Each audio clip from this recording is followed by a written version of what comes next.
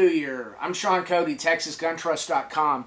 It's 2016 and President Obama is giving us his parting shot early in the form of executive actions and gun control from the Oval Office over the backs of Congress.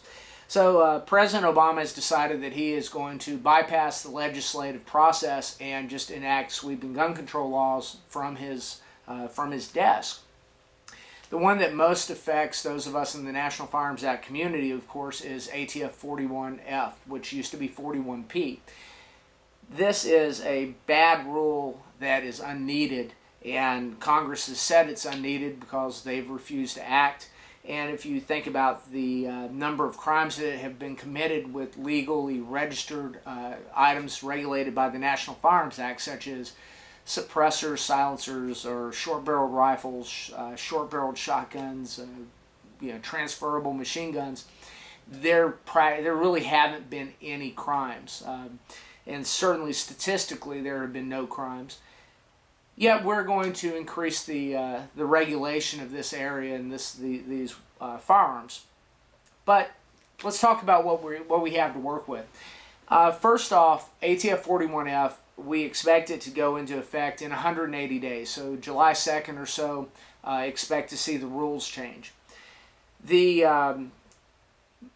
most interesting thing about this is the Obama administration gave up the CLEO sign-off requirement, which would have pretty much killed the entire industry and made it so many of us couldn't have gotten sign-offs or bought new silencers and short-barreled rifles and shotguns until Texas passed Shall Certify, which was going to happen next year or the next legislative session anyway.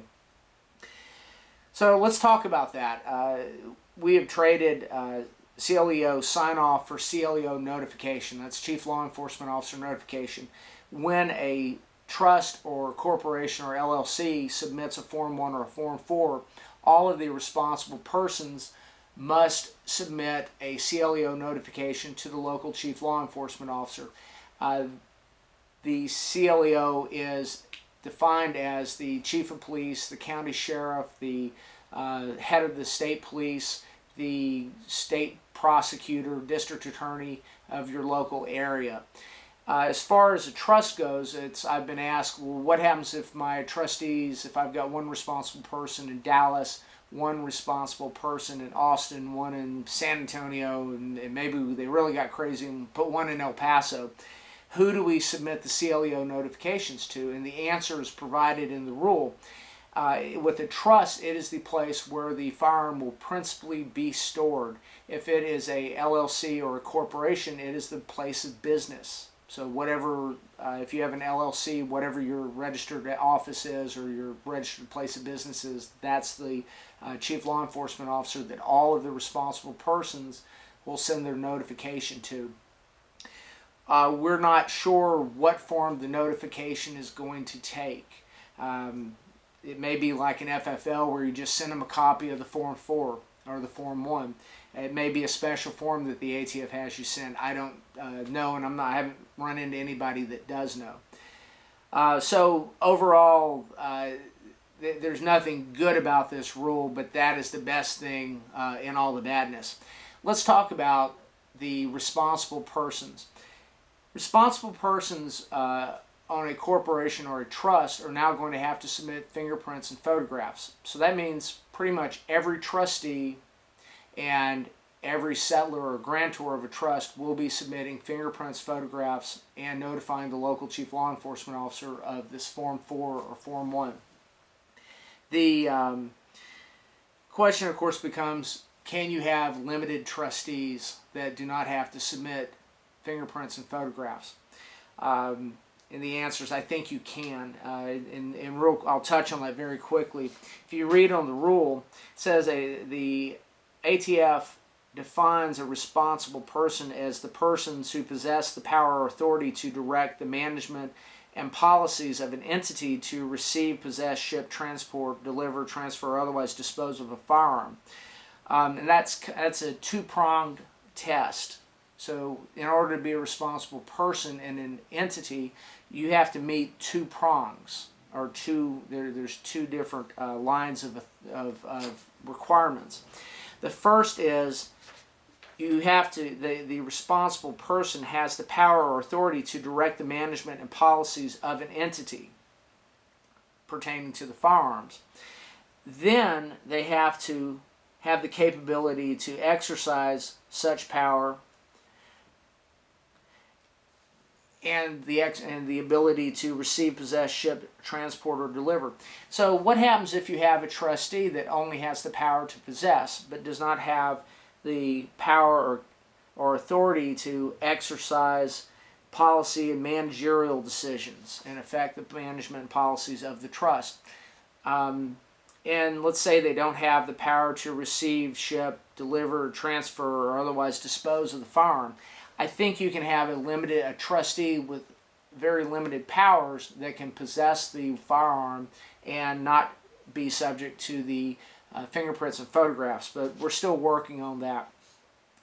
So then the question is, well, what happens if the trustees change? What if you add trustees during the life of the trust? What if you take trustees off? Do you have to notify the ATF? And the answer is actually no. In the original rule, there was a 30-day requirement in which the addition of a trustee, who was a method criteria of a responsible party, required a submission of fingerprints and photographs and a CLEO signature to the ATF within 30 days. Now, in the 41F, the actual final rule, proposed rule, the ATF has said that the only time the trust has to submit fingerprints, photographs, and the CLEO notification of a new trustee is when it submits a new Form 1 or Form 4. So that's good, because if you add somebody in between purchasing and transferring a silencer or short-barreled rifle to your trust or making an SBR, if you add someone after that is approved, then there's no requirement to notify the ATF of the addition of a responsible person.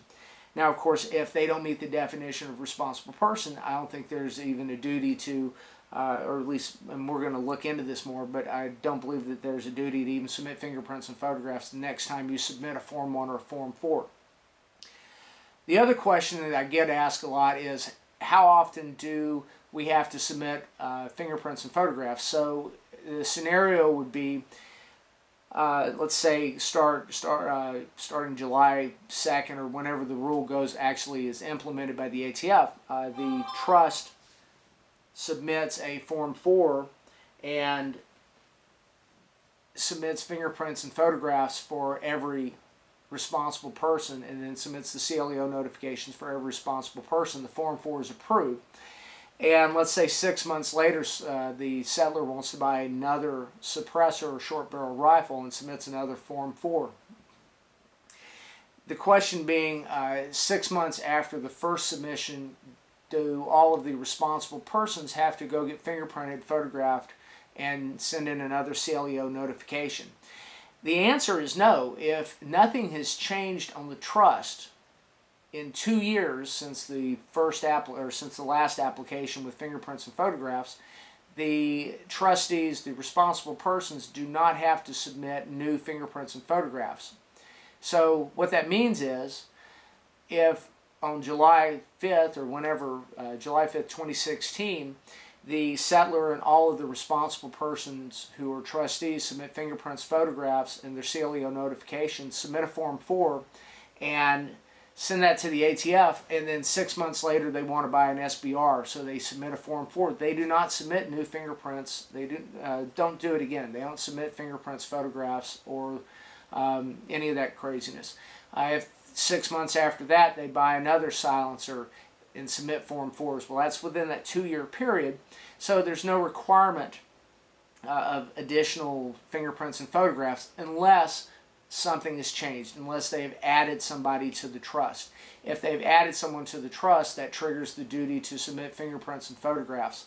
I'm sure I'll be asked, do you only submit the fingerprints and photographs of the new settler, or the new trustee? It wouldn't be a new settler. And the answer is I don't know. I would think in a rational world, you would only submit the fingerprints and photographs of the new individual, the new responsible person. However, they may or may not require that, and it might not be a bad idea if you're going to that much trouble to just have everybody submit fingerprints and photographs and start that 2-year clock over again. I've been asked about, can you take trustees off, submit a form, and add them back on? I really don't recommend that. It's probably not the best of ideas. And I think it's kind of goofy to try and game the system when you're dealing with the federal government and a law enforcement agency with criminal enforcement powers. If you guess wrong and they decide to prosecute you for gaming the system, which I don't know what they would really prosecute you for, but if they did decide to prosecute you, it's just not worth the stress. It's a lot less stressful to simply submit fingerprints and photographs and CLEO notifications and not try and game it and potentially, cause a problem for yourself in the future. That's the main issues with 41F. So I've got a list of frequently asked questions, and this is stuff that people have been asking me over the past few days. So let's look at these. The first question is, how does the new POTUS actions affect our trust? Well, we just talked about that. CLEO notification for everybody and fingerprints and photographs for everybody once every 2 years. Something else that I thought was interesting in this new rule. I get asked a lot of times if somebody dies, and it's not in a trust, but it's an individually owned firearm. If someone dies, can the family or the executor of the trust, the executor of the estate, can they possess the items? Well, the answer has always been yes. Well, in this new rule, the ATF actually comes out and says that the legal representative of the estate can possess the items. So anyone that's asking about that, if you individually own an item and you die, then the executor of the estate is going to be able to possess the items. And now nobody has to worry about that. I never worried about it because that was common sense and that's what the ATF always said, but I get asked that on a fairly regular basis. So how does the new POTUS actions affect our trust? We just talked about that. Responsible persons, fingerprints, photographs every time you buy something, except within that 2-year window. Will the trust, this is a good one, will the trust be grandfathered in? The answer to that depends on how you define grandfathered. If you have items that are already approved, if the question is, if I've got items that are already approved, will I have to go get fingerprinted and photographed and send a CLEO notification to keep those items? Will all of my trustees and the responsible persons on my trust have to be fingerprinted and photographed for items that are currently owned by the trust and have been properly transferred to the trust on approved Form 4s and 1s? The answer is no. In that sense, yes, it's grandfathered in. If you already own the silencers, if you already own the SBRs, the transferable machine guns in the trust, no, you're not going to have to do anything. That's the way it is. That's generally the way the ATF has always worked. People are asking, another way that they ask about grandfathered in is, if I have an existing trust that was executed and set up prior to the date that 41F takes effect, will my responsible person still have to be fingerprinted, photographed, and get CLEO or send the CLEO notifications? And the answer is yes. For any documents submitted after the date that the rule is implemented, they will be processed under the new rules. Historically, the ATF has not backdated stuff. So if you have paperwork, if you have submitted Form 1s and Form 4s to transfer items or make items for your trust, and the ATF has received it and started processing them prior to the date the rule was enacted, then they will be, historically they have been processed under the old rules. So get your trust, get your paperwork sent in now so you don't have to worry about that. Let's see.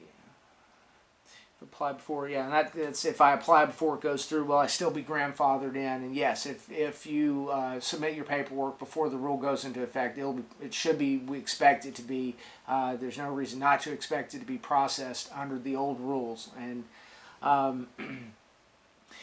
this is a good one. Did the law change on suppressors? The guys at the local gun store told me that there's going to be new mandatory wait time, like 2 years, starting in a month or two. I heard that, and I figured you would know the real deal. Yes, I know the real deal on this. The answer is yes, the law is changing on all items that are regulated by the National Firearms Act, as we had previously discussed. No, there's not a mandatory wait time of any time. It's just however long it's going to take for the ATF to approve the millions of forms that they are being inundated with at this moment. So there may be a 2-year waiting period, but it's not a waiting period per se. It just may take the ATF a year or so to get your form approved and back to you. Is it wise for me to get my NFA Trust now, or does it matter with the new executive order? Yeah, I think it's wise to get your NFA Trust now and submit your paperwork, simply because it will be less trouble. The trust is going to be a great way to own and manage your National Firearms Act and your Title, in other words, your Title I and Title II firearms collection. That doesn't go away with 41F and the rule being implemented in July. With the trust, you can still have multiple users, which you can't have if you own it individually. With the trust, you can still manage the estate. You can manage who has access to them. You can manage who it goes to. You can change that as your needs change, as you get older in life, as your kids grow up.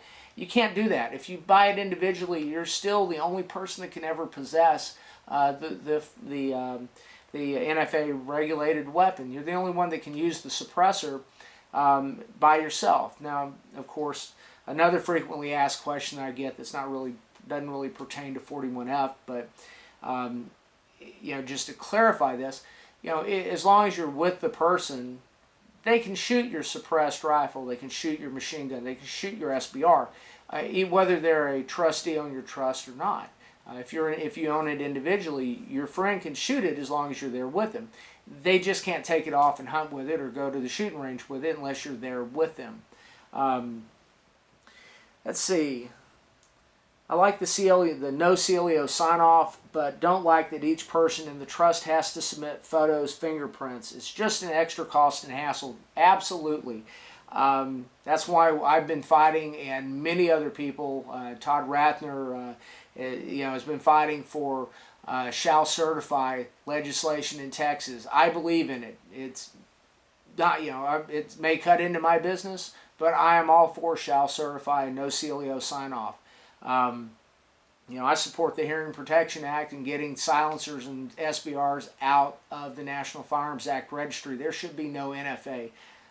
People tell me, oh, you won't have a job. I'm a lawyer. I'm going to have a job. There's people fighting and getting divorced and committing crimes. Whether I'm doing gun trust or or representing criminals, I'll have a job. So if we get the NFA opened up and get the NFA dissolved, heck, I'll be buying more machine guns and representing, doing my lawyer gig, and that's what I was doing before I started doing gun trust many years ago. So that's true. Really, if you think about it, what Obama is doing is he is making it harder for trust and corporations and everybody to own items that are regulated by the National Firearms Act and to buy guns in general. If what he's doing from an economic standpoint is he is increasing the friction of the transactions. He is increasing the number of background checks, which take time and effort and money. He is increasing the effort that it takes to go get a suppressor. You know, it takes time to go get photographed. Maybe not a lot, but it adds up. And a lot of us work our tails off, and anytime we're not at work, we're with our families. So when we have to go get photographed, it takes time away from something, either our jobs where we're earning income or our kids. Fingerprints. You know, you can't just roll your own. You have to go to a law enforcement agency and they have to roll your fingerprints. So think about that. If you're in Harris County, that pretty much means you have to go downtown, because I believe the Houston Police Department is the only place that does it.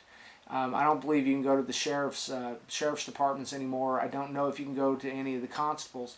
Most people are being referred downtown to HPD, to Travis, and parking downtown is a pain. If you know, I work downtown, so I'm used to downtown. But most of my clients, most people I know, including myself before I worked downtown, hated downtown. It was unfamiliar. It was a pain in the butt. We didn't understand the streets. Yeah, it's hard to park. You have to pay for parking. What they've done is they have increased the transactional friction. They've made it harder, you know, for you to get a suppressor approved and transferred to a trust or legal entity. Great, there's no CLEO sign-off, which we were going to get anyway in a year and a half or 2 years. But now everybody's got to go figure out, you know, where they can get their fingerprints done, drive downtown, go up to the 10th floor in Travis in the HPD headquarters, pay them 10 or 20 bucks to get fingerprinted, make it back out. To get in there, of course, you have to go through metal detectors. You have to be check in at the front desk where they run you for warrants. Believe it or not, people actually do go into the HPD with warrants, and then they get hooked up at the front desk when they run their driver's license, which is funny as can be. And then you have to wait for an escort. You get escorted upstairs to the fingerprints, and then you wait in the fingerprint line with everybody else in Houston who has to get fingerprints. And it's an ordeal. I've done it 3 or 4 times for different things. So don't think we've won something, you know, because we haven't. You know, but what they've done, it's an investment. So that means everybody has to be more invested in the process. And that's the whole point of this. There's a lot of people, I think, that are not going to invest the time to go down and get fingerprinted and photographed. He's also, with the additional, you know, by pulling the, you know, expanding the definition of what a gun dealer is or what being in the business is, you know, he's basically pulling everybody into getting FFLs and making it harder for you to sell your gun face to face. Anyway, but let's get back to 41F. You don't want to get me started on the healthcare information, because that's that's something that can be very abused, and I've got some, you know, I've got my views on that. Let's see. Can you help me better understand these new requirements for NFA items? I hope that's what I've been doing. I like this one. I don't have the time to sit down and read the 200 plus pages right now. I'm wondering if the silencer I purchased weeks ago is going to get caught up in the system. Also, if there's now even a point in adding my father and brother to the trust you helped me set up. The answer is, as we said, no. Paperwork that's submitted before the rule goes into effect will be processed under the old rules. Should you add your family members to the trust, your father and brother? Well, you know, if they're going to be using the stuff, and if they are willing to submit fingerprints and photographs, absolutely. That way, the whole family can share the silencers and the SBRs. If they're not going to be willing to submit fingerprints and photographs, then no, they probably shouldn't be on the trust. If you're going to buy something after the rule goes into effect. Let's see. Okay, this is a good one. I purchased a suppressor a week or 2 ago from a local gun store, and actually from a local gun store, and they are ordering it on a Form 3 from a wholesaler. and they're wondering if the Form 4 paperwork will get caught up under the new rules. And that kind of depends. If the Form 3 is approved and the suppressor is received by your local gun store before the new rules take effect, and you submit your Form 4 and it's received by the ATF before the new rules take effect, and it's in the process, then no, it shouldn't be affected by the new rules. So basically what this is saying is, if you buy something that's not in stock, the dealer-to-dealer transfers are done on Form 3s. The dealer-to-trust or dealer-to-individual transfers are done on Form 4s. So if it's not in stock at your local gun store and you pay for it and the gun store has to order it from either the manufacturer or from his wholesaler, there's a process, it's the Form 3 approval process, which takes 30 to 90 days depending on who's submitting it and how fast the ATF is working on it. And the wholesaler cannot send the item, the suppressor or short barrel rifle, to your local dealer until the Form 3 is approved. Technically speaking, you cannot submit a Form 4, or the dealer, and the dealer's, the transferor is technically the person that submits the Form 4. The transferor, the dealer, cannot submit the Form 4 until he has that item in hand. So you're kind of in a pickle there if the Form 3 doesn't get approved in time and you aren't able to submit the Form 4 before the rules change. Some dealers, and I don't really advocate this, but there's some large dealers that do this, they will submit a Form 3 and then float the Form 4 off that Form 3. So in other words, the manufacturer or the wholesaler submits the Form 3 to your local dealer, and then 3 or 4 weeks after the Form 3 has been submitted, the local dealer will submit a Form 4 on your behalf. And what that, of course, does is get your Form 4 in the system before the new rules take effect. Of course, and that's betting on the fact that the Form 4 is going to take 5, 6, 7, 8, 9 months to be approved, whereas a Form 3, yes, I did say 6, 7, 8, 9 months. We're seeing about 5 months, 6 months now. With the great influx of Form 4s, I am expecting that your wait time on Form 4s is going to go back up to a year or so. Hopefully I'm wrong. Let's hope that Sean Cody, the Texas gun trust lawyer, and yes, I refer to myself in the third person, it's been a long day. Let's hope I'm wrong on that and it stays at 4, 5, 6 months. But the theory, of course, is that the Form 3 will be approved long before the Form 4 is approved. So as long as that happens, no harm, no foul. Let's see. Now, with the most recent actions from President Obama, I'm debating if I want all of these trustees on my trust. What would be the process of removing them before I submit another Form 1 or Form 4? I'm recommending that we don't take anybody off of our trust now. Let's wait and see what happens. Let's wait and see. First off, there's no need to remove people until the rule is enacted.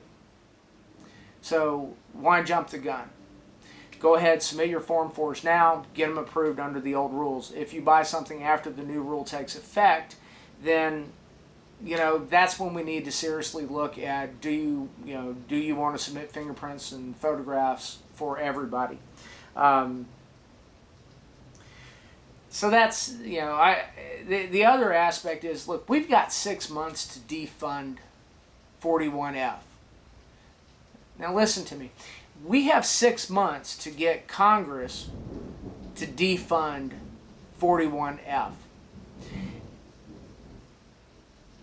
John Culbertson is the chairman of the Ways and Means Committee. Congressman Culbertson is a Texas congressman, and he has stated that he is going to defund all of these gun control measures that Obama is instituting and bypassing Congress with. Every one of us who is on a trust, everybody needs to email and call Congressman Culbertson's office and ask him to defund 41P. So that means that everybody who is on a trust,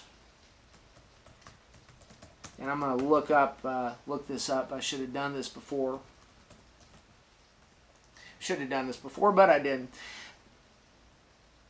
His phone number is 281-304-0093. That's his campaign. His office number in Washington, D.C. is 202-225-2571. And I'll put that up on here.